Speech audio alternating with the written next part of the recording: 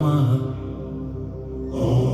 सिद्धिविनायकाय नमः। ॐ बल्लालेश्वराय नमः। ॐ वरदविनायकाय नमः। ॐ चिन्तामणये नमः। ॐ गिरिजात्मजाय नमः। ॐ विघ्नेश्वराय नमः।